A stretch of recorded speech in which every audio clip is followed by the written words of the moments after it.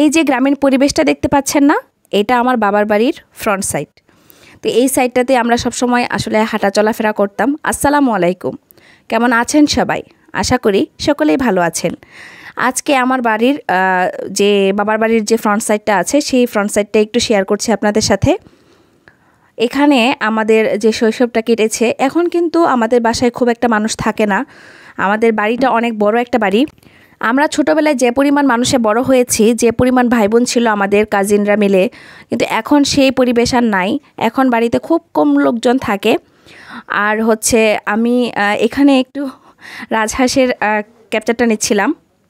এই যে পুকুরটা দেখতে পাচ্ছেন, এই পুকুরটায় আমাদের অনেক স্মৃতি বিজড়িত আছে। এটা আমাদের বাসার সামনে একদমই একটা ফ্রন্টে একটা পুকুর, অনেক বড় একটা পুকুর। এখন যত্ন নেই, মানুষ থাকে না, সেই জন্য আসলে খুব একটা যত্ন নেই। পাড়গুলো ভেঙে যাচ্ছে, সিঁড়িটা ডুবে গিয়েছে। তো তারপরেও একটু শেয়ার করলাম আপনাদের সাথে। এই পুকুরটা আসলে আমাদের বাড়ির সৌন্দর্যটাই বাড়িয়ে দেয়।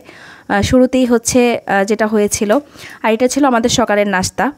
তো মাংস পুলি ছিল। আমরা খুবই পছন্দ করি মাংস পুলিটা আমার মায়ের হাতের। আমি সবসময় না ঈদের পর দিন অথবা তারপর দিন হচ্ছে এই মাংস পুলিটা খেতে পছন্দ করি। যেহেতু গ্রামে আছি আর হচ্ছে আমার বাবার বাড়িতে অনেক লোকজন, ঈদের সময় তো সবাই এসছে, সেই জন্য একটু নয়েজ থাকতে পারে, একটু ক্ষমা সুন্দর দৃষ্টিতে দেখবেন।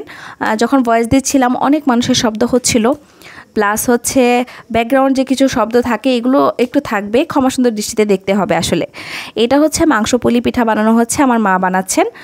মাটির চুলায় আমাদের রান্না হচ্ছে। দেখেন কিভাবে আসলে আমার মা পিঠা তৈরি করে। সকালবেলা নাস্তা ছিল আমাদের এটা। আমরা সাথে তো চা ছিল, কফি ছিল, এগুলো তো আসলে থাকেই। তারপরেও মিষ্টি ছিল, এগুলো আছে, কিন্তু এটাই ছিল মেইন আমাদের আসলে আকর্ষণের জিনিস, সেটা হচ্ছে মাংস পুলি। তো সকালবেলা আমরা এটা নাস্তা করেছি। এরপর হচ্ছে দুপুরের কিছু প্রিপারেশন শেয়ার করব, পুরোটা না, কারণ হচ্ছে দুপুরের প্রিপারেশনে ছিল আজকে আমাদের শাক, হচ্ছে ডাঁটা শাক ভাজি, আর ছিল হচ্ছে ছোটো মাছের চচ্চড়ি, আর ছিল হচ্ছে কাঁচা কাঁঠালের যে তরকারি সেটা, আর খাসির মাংস। খাসির মাংসটা আমি আজকে দেখাচ্ছি না, পরবর্তী দিন ইনশাল্লাহ দেখিয়ে দিব। আমি সবগুলো রান্নায় সংক্ষিপ্ত আকারে দেখানোর চেষ্টা করেছি। এখানে হচ্ছে ডাঁটা দিয়ে আলু দিয়ে হচ্ছে ছোটো মাছের চচ্চড়ি হচ্ছে, এটা পুঁটি মাছ ছিল, মিক্স কিছু ছোটো মাছ আর কি। তো এখানে পেঁয়াজ কুচি দেওয়া হয়েছে, লবণ, আর হচ্ছে হলুদ গুঁড়ো, মরিচ গুঁড়ো, আর ধনিয়া গুঁড়ো দিবে। আর কোনো মশলাই থাকবে না, আমার মা এইভাবেই রান্না করে। আর হচ্ছে এটা গাছের কাঁচামরিচ দিয়ে রান্না করা হচ্ছে। গাছের কাঁচামরিচের টেস্টই কিন্তু অন্যরকম। এই মরিচ দিয়ে যদি তরকারি রান্না করেন তাহলে এটার টেস্ট কিন্তু একদমই এক্সট্রিম লেভেলের হয়, অনেক মজা লাগে। তো পানি পরিমাণটা মনে হয়েছিল যে বেশি হয়ে গিয়েছে, কিন্তু না, তারপর লাস্টে আসলে তরকারিটা অনেক টেস্টি হয়েছিল। সাথে একটা ঝিঙেও দিয়ে দিয়েছিলাম আমি, ঝিঙেটা দেখে ভালো লেগেছিলো, সেই জন্য আসলে ঝিঙেটা দিয়ে দিয়েছিলাম। এই পর্যায়ে চুলায় বসিয়ে দিচ্ছি। তেমন কিছু কিন্তু দেওয়া হয় না ছোটো মাছে, তারপরেও খুবই স্বল্প সময় দেখিয়েছি। দেখেন তরকারিটা কিন্তু খুবই লোভনীয় হয়েছে এবং খেতেও খুবই টেস্টি হয়েছিল। এখন যে রেসিপিটা শেয়ার করব সেটা হচ্ছে কাঁচা কাঁঠালের তরকারি। আর শাকভাজিটা দেখাইনি, শাকভাজিটাও আসলে আমার ক্যাপচার করার সময় হয়নি, কারণ অনেকটা সময় লেগে যায় আসলে ভিডিও করতে গেলে, সেই জন্য আসলে দেখাইনি। কাঁচা কাঁঠালের তরকারিটা অনেকেই হয়তো খাননি বা খেয়েছেন, অনেক আগে খেয়েছেন, সেই জন্য আসলে সেভাবে খাওয়া হয় না হয়তো, বা আপনারা কিভাবে খান সেটাও কমেন্ট করে জানাতে পারেন। এটা আমরা মাছ দিয়ে বোনা করছি আজকে। এখানে সব মশলাই দিয়ে দিচ্ছি। প্রথমে পেঁয়াজটাকে একটু ভেজে নিয়েছি, পেঁয়াজ বাটা, রসুন বাটা, আদা বাটা, জিরা বাটা, আর হচ্ছে গরম মশলা বাটা, যেটা হচ্ছে দারচিনি আর এলাচ বাটা। এগুলো দিয়ে মশলাটাকে ভালোভাবে কষিয়ে নিতে হবে, আর স্বাদ মতো লবণ তো দিতেই হবে। এগুলো দেওয়ার পর হচ্ছে হলুদ গুঁড়ো, মরিচ গুঁড়ো আর ধনিয়া গুঁড়ো দিতে হবে। মানে মাংসের যে মশলাটা থাকে মেনলি সেটাই কিন্তু পরিমাণে একটু কম থাকবে। আর যেহেতু এটা আজকে আমরা মাছ দিয়ে বোনা করছি, বড় মাছের পিস দিয়ে বোনা করছি, সাথে একটু মাছের মাথার অংশও থাকবে। যত কম আজকে কাঁটাযুক্ত মাছটা দেওয়া যায় তাহলে কিন্তু খেতে সুবিধা হয়। যদি বেশি কাঁটাযুক্ত মাছ দেন তাহলে কিন্তু খেতে আপনারই অসুবিধা হবে, কারণ যেহেতু এটা কাঁঠালের তরকারি।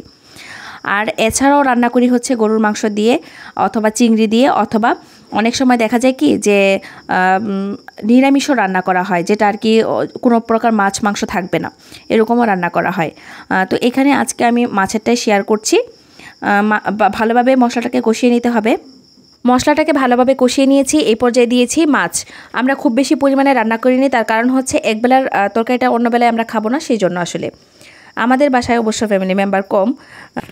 মাছটাকে ভালোভাবে কষিয়ে নিচ্ছি। আর এখানে হচ্ছে আস্ত যে গরম মশলাটা আছে সেটা ব্যবহার করছি। আমার মা হচ্ছে তেলের মধ্যে ব্যবহার করেন না, 2 পিস দিয়েছি এলাচ আর 2 টুকরো দারচিনি দেওয়া হয়েছে। আর গরম মশলার পরিমাণটা একটু কম থাকবে, যেহেতু মাংসের মাঝে আমরা খুব বেশি পরিমাণে ব্যবহার করি সব কিছুই, তার থেকে আসলে মশলার পরিমাণটা একটু কম যাবে এই কাঁচা কাঁঠালের তরকারিতে।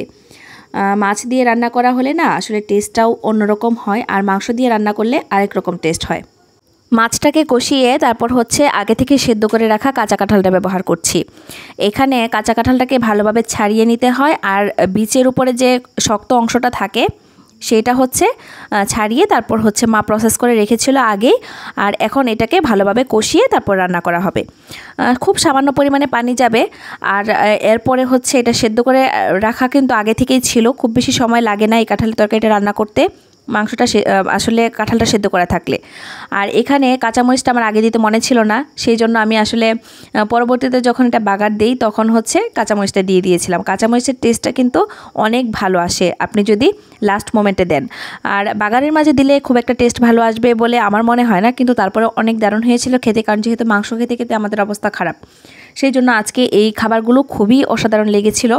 আর মায়ের হাতের এই কাঁঠালের তরকারিটা অসম্ভব মজার হয়। যারা যারা এভাবে খাননি অবশ্যই ট্রাই করে দেখতে পারেন। যদি মশলার পরিমাণ আমার কাছে জানতে চান তাহলে একটু কমেন্ট করে দিয়েন, আমি হচ্ছে আমার কমেন্ট বক্সে বা ডেসক্রিপশন বক্সে দিয়ে দিব।